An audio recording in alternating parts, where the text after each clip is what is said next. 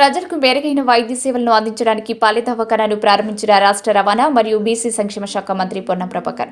హన్మకొండ జిల్లా భీమదేవరపల్లి మండలం మొల్కనూరులో నూతన 20 లక్షలతో నిర్మించిన పల్లె దవాఖానాను మంత్రి ముఖ్య అతిథిగా హాజరై ప్రారంభించారు.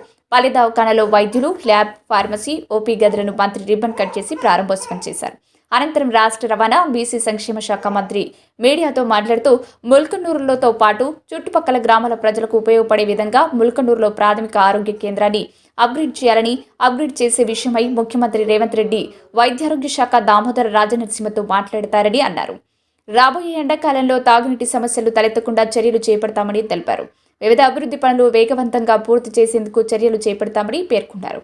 అదేవిధంగా మండలంలోని బొల్లోనిపల్లిలో గ్రామంలో 170 లక్షలతో గట్ల నరసింగపూర్ వరకు రోడ్డు నిర్మాణ పనులను మంత్రి శంకుస్థాపన చేశారు.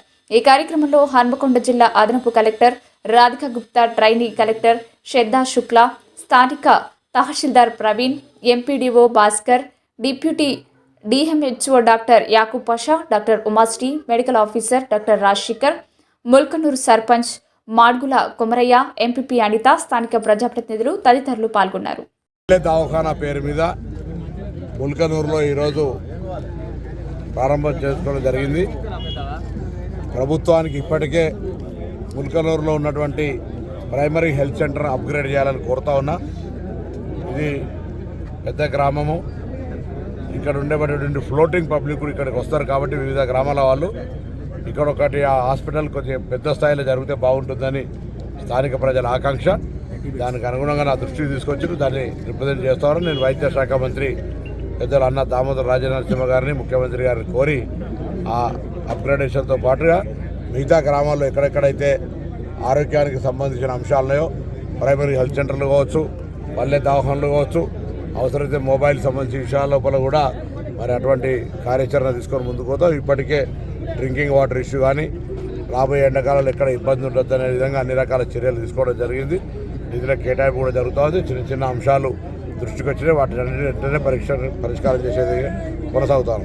అదేవిధంగా పంచాయతీరాజ్ సమయ రోడ్లకు కూడా గతంలో ప్రతిపాదించబడ్డ రోడ్లు కావచ్చు, పనులు ప్రారంభించకుండా నిలిచిన రోడ్లు కావచ్చు, అన్నీ కూడా వేగవంతంగా ఆ పనులన్నీ ప్రారంభం చేసే దిశలో కూడా కార్యాచరణ తీసుకోబోతున్నారు. సార్, ఒకటి ఇక్కడ ఉన్న మోడల్ స్కూల్లో మొత్తం ఆ గ్రౌండ్ మొత్తం అంతా కుండలవడం జరిగింది. పిల్లలకు చాలా ఇబ్బంది పడుతుంది. దాని మీద మీరు ఏ విధంగా చర్య తీసుకోగలుగుతారు? మోడల్ స్కూల్కి సంబంధించి నేను ఒకసారి సందర్శించి అక్కడ విద్యార్థులకు అవసరమైనటువంటి సమస్యను ఏ విధంగా దాన్ని పరిష్కారం చేయగలుగుతారో చేస్తాను. నేను మొన్న వస్తూ ఉంటే ఎలక తృప్తి దగ్గర ఉండేటువంటి ఒక మోడల్ స్కూల్లో పిల్లలకు బస్ సౌకర్యానికి ఇబ్బంది అయింది. నేను వెంటనే ఆ డిఎం గారిని వాళ్ళని సంప్రదించి ఆ పాఠశాల బయట వచ్చి ఇబ్బంది పడకుండా చూడమని చెప్పి అడిగినా దాన్ని ఆ విధంగానే ఇక్కడ కూడా ఉండబడ్డాడు. ఇప్పుడైతే వర్షాలు ఏమి లేవు కానీ భవిష్యత్తు సీజన్ వచ్చే లోపల ఆ పాఠశాల యొక్క సమస్య కూడా పరిష్కారం చేస్తారు. ప్రజలు తీర్పిచ్చి 60 రోజులు కాలే, ఎవరి కాలు కోటుకు ఎవరు సరిపోతున్నారు. ప్రజలు తీర్పిచ్చి ఈ నెల 3వ తారీఖు అయితే 60 రోజులు కాలే, ఒక ఊకే మురగద్దని చెప్పాలి. ఎందుకు 60 రోజులకు ఏం మునిగిపోయింది? ఇప్పుడు 5 ఏళ్ళు మీరు 10 ఏళ్ళు పరిపాలించారు. మేము ఏమైనా అడుగుతామంటే పోలీసు వాళ్ళని పంపి అరెస్ట్ చేస్తారు.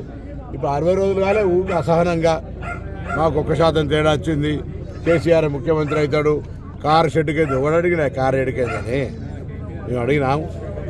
మళ్ళీ కాలు కోటికి సరిపోడు, ఎవరెవరు కాలు కోటికి సరిపోడు.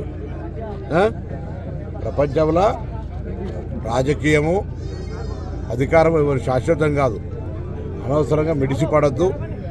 ఓపిక పట్టమంటున్నాం. మేము ఇచ్చిన వాగ్దానాలు బరాబర్ ఏడాదిలో కంప్లీట్ కాకపోతే అడగాలి.